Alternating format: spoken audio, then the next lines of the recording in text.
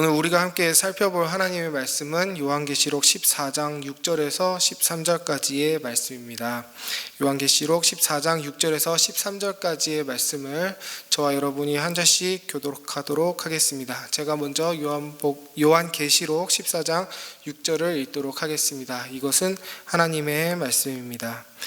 나는 또 다른 천사가 하늘 한가운데서 날아다니는 것을 보았습니다. 그에게는 땅 위에 살고 있는 사람과 모든 민족과 종족과 언어와 백성에게 전할 영원한 복음이 있었습니다. 그는 큰 소리로 외쳤습니다. 너희는 하나님을 두려워하고 그분께 영광을 돌려라. 하나님께서 심판하실 때가 이르렀다. 하늘과 땅과 바다와 물의 근원을 만드신 분께 경배하여라. 또 두 번째 다른 천사가 뒤따라와서 말하였습니다. 무너졌다, 무너졌다. 큰 도시 바빌론이 무너졌다. 바빌론은 자기 음행으로 빚은 진노의 포도주를 모든 민족에게 마시게 한 도시다. 또 세 번째 다른 천사가 그들을 뒤따라와서 큰 소리로 말하였습니다. 그 짐승과 그 짐승 우상에게 절하고 이마나 손에 표를 받는 사람은 누구든지 하나님의 진노의 포도주를 마실 것이다. 그 포도주는 물을 섞어서 묽게 하지 않고 하나님의 진노의 잔에 부어 넣은 것이다. 또 그런 자는 거룩한 천사들과 어린 양 앞에서 불과 유황으로 고통을 받을 것이다. 그들에게 고통을 주는 불과 유황의 연기가 그 구덩이에서 영원히 올라올 것이며 그 짐승과 짐승 우상에게 절하는 자들과 또 그 이름의 표를 받는 자는 누구든지 밤에도 낮에도 휴식을 얻지 못할 것이다. 하나님의 계명과 예수를 믿는 믿음을 지키는 성도들에게는 인내가 필요하다. 나는 또 하늘에서 들려오는 음성을 들었습니다. 기록하여라. 이제부터 주님 안에서 죽는 사람들은 복이 있다. 그러자 성령께서 말씀하셨습니다. 그렇다. 그들은 수고를 그치고 쉬게 될 것이다. 그들이 행한 일이 그들을 따라다니기 때문이다. 아멘.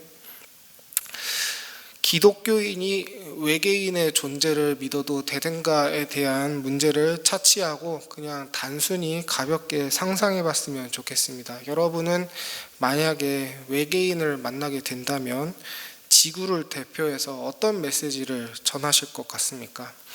여러분과 아무런 관계도 없었던 미지의 존재에게 전할 말이라는 것이 선뜻 떠오르긴 어려울 거라 생각합니다. 그런데 이미 외계인들을 향한 인류의 메시지는 발송이 된 상태입니다. 1977년에 미국에서 보이저라는 우주선이 발사됐습니다. 이 우주선이 지금은 태양계를 벗어났다고 합니다. 2012년부터 벗어났다고 하니까 더 많이 멀리 갔겠죠. 이 보이저 우주선과는 2030년까지만 통신을 할 수 있고 그 이후로는 행방을 알 수 없게 된다고 합니다. 그럼 이 보이저호는 통신이 끊기면 그냥 우주 쓰레기가 되느냐? 그게 또 아니라고 합니다. 이 보이저호에는 골든 디스크라는 금으로 된 레코드판이 있는데요. 이 골든 레코드판은 지구에 대한 여러 가지 데이터와 위치 정보를 담고 있다고 합니다. 그래서 만약에 진짜 외계에 지적인 생명체가 있어서 이 보이저호를 발견하고 그리고 이 골든 레코드를 수거하게 된다면 외계인이 그 안에 담긴 지구에 대한 정보를 받아보도록 하는 것이 보이저호의 최종적인 임무인 거죠. 그럼 구체적으로 인류는 외계인을 향해서 어떤 메시지를 담았을까요? 먼저 거의 모든 언어로 인사말을 담았다고 합니다. 미지의 존재에게 안녕이라고 먼저 인사부터 하는 거죠. 그리고 여러 음악도 담았다라고 합니다. 그리고 지구인의 삶을 보여주는 150여 개의 이미지를 담았는데 제가 이 이미지들을 좀 보면서 왠지 모르게 좀 울컥했습니다. 그 안에 담긴 사진들이 하나같이 너무 아름다운 겁니다. 엄마와 아이가 서로를 바라보면서 웃는 모습, 오염되지 않은 지구의 푸른 바다, 아름다운 산과 골짜기, 서로 다른 인종들이 행복하게 웃는 모습, 이게 지구다라고 인류가 미지의 존재들에게 보냈다는 그 사진이 너무 아름다워서 오히려 저는 너무 슬펐습니다. 왜냐하면 우리 인생이 그렇게 아름답지가 않지 않습니까? 언제 우리가 그렇게 서로 행복하게 웃기만 했습니까? 인류사라는 것은 곧 전쟁사라고 해도 과언이 아닙니다. 지구의 환경은 이제 돌이킬 수 없을 정도로 오염되어 버렸습니다. 부모와 자녀 간의 웃는 모습은커녕 귀를 의심케 만드는 끔찍한 가정 내 사건 사고들이 잊혀질만 하면 뉴스를 타고 우리에게 들려집니다. 그렇습니다. 지구는 죄로 오염되었습니다. 하나님이 만드신 아름다운 세상은 죄로 인해 엉망진창이 되었습니다. 인간이 스스로 자초한 결과이고 인간이 그 죄를 즐기고 사랑한 결과입니다. 인간이 하나님을 미워하고 하나님을 무시한 결과입니다. 그런데 인간이 외계인들에게 보여주고 싶은 자기의 모습은 어떤 모습이었습니까? 죄로 물들지 않은 세상, 하나님이 창조하신 아름답고 건강한 세상이라는 거죠. 그 아름다운 메시지들이 제 개인적으로는 오히려 신음소리처럼 들렸습니다. 순수함을 잃어버리고 아름다움을 잃어버린 인간의 부서진 꿈에 대한 신음소리. 마치 영화에서 죄수들이 자기의 순수했던 때를 떠올리며 씁쓸해하듯이, 그리고 자기의 자식들에게만큼은 최대한 좋은 부모로 보이려고 노력하듯이, 그런 눈물겹고 처절한 기만 아닌 기만이 인류의 메시지를 통해 엿보인다라는 것이죠. 사실 인류도 그 본성의 중심에선 죄로부터 벗어나고 싶어 한다는 겁니다. 무엇이 잘못된지 영적으로 모를 뿐이고 어떻게 해결해야 하는지 모를 뿐이지만 하나님을 떠난 자기의 비극을 은연중에 느끼고 죄를 경험한다라는 것입니다. 그리고 사실 그 죄의 해결을 갈망하고 있다라는 것입니다. 그리고 그 죄의 해결을 예수 그리스도에서 찾으려고 하지 않고 더 큰 힘과 더 많은 돈과 더 자극적인 쾌락과 더 안락함에서 찾으려고 할 때 오히려 더 큰 슬픔, 더 비극적인 고통을 낳게 되었다라는 결말로 빼곡히 채워진 인간의 역사는 마치 거대한 오답노트와 같습니다. 오늘 말씀에 등장하는 복음은 하나님이 인류에게 보내는 골든디스크와 같습니다. 6절에 이 골든디스크는 땅 위에 살고 있는 모든 사람과 모든 민족과 모든 종족과 모든 언어와 모든 백성에게 전해진다라고 합니다. 그러니 받는 사람 중에 어떤 사람의 입장에서는 마치 미지의 존재가 자기에게 말을 거는 것과 같습니다. 하지만 이 하나님이라는 미지의 존재는 모든 사람을 잘 알고 있습니다. 하나님은 어떤 성경적인 지식도 없는 사람에게 가장 중요하고 필요한 메시지를 전하고 있습니다. 그 메시지는 인간이 외계인에게 전한 메시지처럼 허상에 가까운 아름다운 기만이 아닙니다. 인간의 실상을 전하고 있습니다. 그 실상은 인간이라는 존재는 누구든지 하나님 앞에 심판받아야 될 죄인이라는 것입니다. 7절을 봅시다. 모든 인간을 향한 하나님의 첫마디가 무엇입니까? 나를 두려워하라 라는 것입니다. 두려워하라 라는 것은 죄를 전제로 하는 말이죠. 뒤에 심판의 때가 이르렀다라는 말을 통해 구체화되고 있습니다. 모든 인생에 있어서 가장 크고 중요한 이슈는 먹고 사는 문제가 아니라 죄의 문제라는 것입니다. 그 죄는 뒤에 있는 말로 또다시 구체화됩니다. 하늘과 땅과 바다와 물의 근원을 만드신 분께 경배하여라. 언뜻 보면 단순히 하나님을 찬양하는 말처럼 보이지만 하나님은 인간의 죄라는 것이 그들이 생각하는 어떤 도덕의 잣대에서 벗어난 것이 아니라 하나님 외에 다른 것을 섬기는 우상 숭배에서 나온다라는 말을 하고 계십니다. 하늘과 땅과 바다와 물, 이것이 무엇입니까? 로마와 이집트와 세계 온갖 잡신들이 다 여기에 속해 있지 않습니까? 다 하나님의 피조물들입니다. 신이 아닙니다. 하나님은 이 모든 피조물들의 주인이라는 점을 선포하시면서 동시에 그 피조물을 신이라고 부르며 섬기는 모든 사람들을 정죄하고 계신 겁니다. 그리고 혹시라도 이렇게까지 얘기했는데도 못 알아들은 사람이 있을까봐 9절에서 이제 확실히 못 박아 두십니다. 너희의 죄는 피조물을 향한 우상 숭배다. 하나님이 자기를 모르는 사람을 포함한 모든 인류에게 주시고자 하시는 메시지는 분명합니다. 정죄입니다. 구체적으로 우상 숭배에 대한 정죄입니다. 하나님은 이 메시지를 받을 인간의 당혹스러움에 신경 쓰지 않으십니다. 그 죄의 문제가 별로 급하지 않은 것이었다면, 그리고 인생을 사는데 좀 사소한 문제였다면 하나님도 온화하게 말씀하셨겠죠. 하지만 인간보다 인간을 잘 아시는 분께서 다급하게 우리를 정죄하십니다. 그런데 특이한 것은 이 정죄가 영원한 복음, 즉 영원히 기쁜 소식이라는 점입니다. 이 무시무시한 말들이 어떻게 복음이 되는 것일까요? 이 말을 듣고 도대체 누가 기뻐할 수 있단 말입니까? 잠깐 출애굽 시대를 생각해 봅시다. 하나님이 이집트에 열재앙을 보내셨습니다. 교회 생활을 오래 하셨다면 이 모든 재앙이 단순한 재앙이 아니라 하나님이 이집트의 거짓 신들과 싸우시는 신들의 전쟁이라는 점을 아실 겁니다. 하나님은 이집트 사람들이 섬겼던 나일강의 신과 곡식의 신과 기타 등등 모든 피조물 신들을 무력화시키십니다. 그럼 이집트 사람들은 당연하게 뭐라고 생각해야 정상일까요? 아, 여호와라는 신이 우리 이집트의 신들보다 강하구나. 그럼 아주 단순하게 어떻게 다음 생각을 해야 될까요? 내가 여호와를 섬겨야겠다. 이집트의 신이 아니라, 이 무력한 이집트의 신들이 아니라 내가 여호와라는 신을 섬겨야겠다. 그분이 더 강하니까. 만약 정말 그런 이집트인이 10번째 재앙의 때 자기 집 문설주에 양의 피를 발랐다면 하나님이 그를 구원하셨겠습니까? 하지 않으셨겠습니까? 그의 믿음을 보고 구원하셨겠죠. 그럼 뭡니까? 분명히 하나님은 이집트인에게 재앙을 주신 건데, 그에게 심판을 주신 건데, 그것을 복음으로 받고 회개한 사람은 구원을 받는 것입니다. 오늘 요한계시록의 말씀과 같은 거죠. 분명 전하는 메시지의 내용은 무시무시한 심판인데 이것이 복음, 즉 기쁜 소식이 되는 것입니다.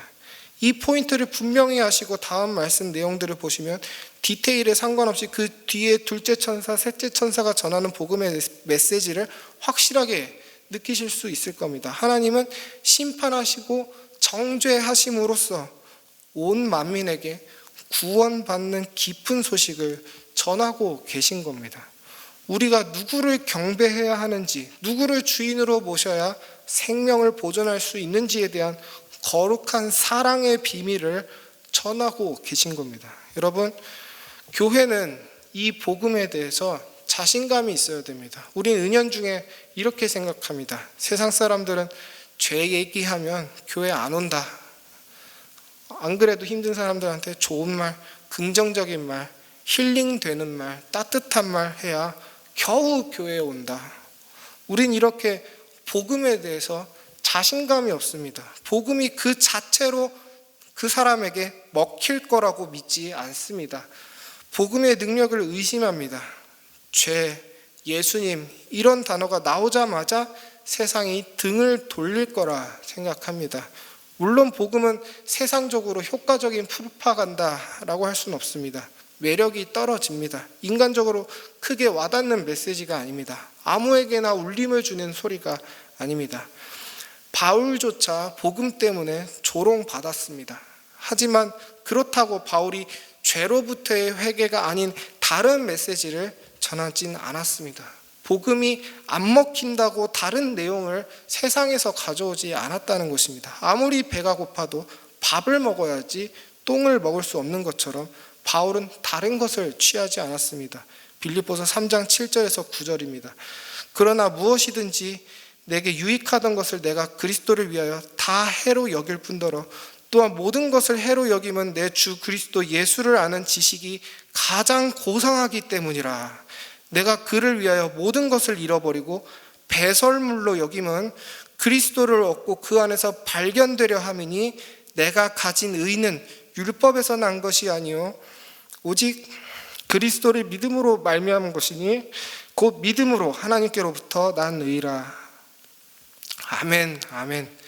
바울에게 세상적인 온갖 좋은 말들은 다 배설물입니다. 그리스도, 나를 죄에서 구원하시는 그 영원한 복음, 바울은 그 외에 모든 것을 버리겠노라 라고 합니다.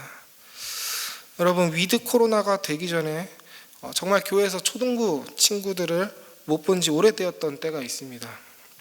근데 어떤 아이가 이제 부모님을 기다리던 중에 그냥 교육자실에 놀러 왔나 봅니다. 저도 너무 오랜만에 초등부 친구들을 보고 반갑게 인사를 했는데 그 친구 중에 한 명이 저한테 하는 말이 강사님 설교 듣고 많이 찔렸어요 이러는 겁니다. 그 말을 듣고 제가 찔렸습니다. 전 나름 최대한 예수님을 전하려고 한 건데 그게 아이들에게 복음으로 작용하기보단 좀 잔소리로 작용했나 그런 반성을 좀 해봤습니다. 그래도 전 설교 시간에 아이들에게 얘들아 뭐 꿈을 가져라, 성실하게 살아라 이런 얘기는 하지 않습니다. 우리의 죄를 안타까워하시는 하나님과 그 죄를 사해해 주시는 예수님을 전하려고 노력합니다. 근데 위드 코로나가 되고 오프라인 예배를 드리면서 설교를 듣는 아이들을 보면 물론 힘들어하는 친구들이 많긴 하지만 제가 정말 재미도 없는 죄 얘기를 하고 예수님 얘기하고 그리고 자기 공부하는데 전혀 도움도 안 되는 복음에 대해서 얘기하는데도 그 아이들 중에 정말 적게나마 저 멀리서 아멘, 아멘 하는 소리가 들립니다. 이 어린 아이가 말이죠. 물론 다듬어지지 않은 믿음이겠지만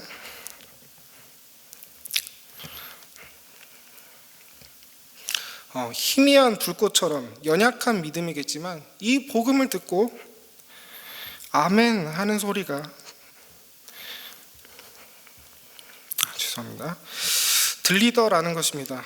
자기를 정죄하는 얘기임에도 불구하고 그 정죄에 넘어 있는 예수 그리스도를 믿는 믿음의 가능성이 예배 속에서 보이더라는 것입니다. 예수님은 말씀하셨습니다. 요한복음 10장 27절 내 양은 내 음성을 들으며 나는 그들을 알며 그들은 나를 따르느니라. 아멘.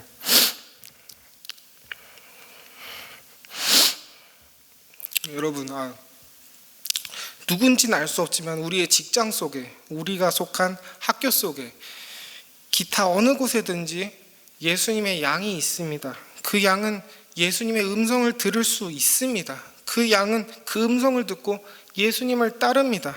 우리가 해야 할 건 예수님의 음성을 내는 것입니다. 그냥 아무나의 음성이 아니라 예수님의 음성 말이죠. 다른 듣기 좋은 말들이 아니라 복음을 전해야 합니다. 그 복음이 우리의 양심을 찌르고 감추고 싶은 죄를 고발해서 불쾌감을 주더라도 말이죠. 우린 가감없이 예수님의 음성을 내야 합니다. 그 음성을 듣는 양이 반드시 있습니다.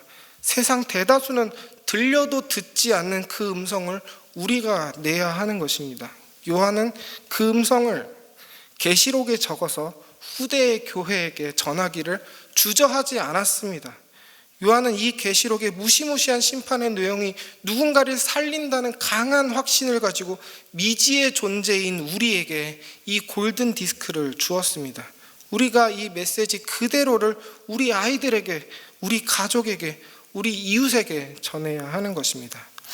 말씀을 맺도록 하겠습니다. 성도는 오늘 메시지를 듣고 두려워하는 단계를 이미 지났어야 하는 사람들입니다. 두려워하는 단계는 믿지 않는 사람들에게나 어울리는 단계죠. 우리에게 어울리는 단계는 이 메시지를 전하는 단계입니다. 물론 지혜롭게 해야겠지만 우리가 누군가에게 이 골든 디스크를 전하게 되기를 소망합니다. 나를 통해 하나님의 메시지가 전해지기를 소망합니다. 이 소망을 품은 사람에게 하나님이 자신의 음성을 양들에게 보여주시기를 소망합니다.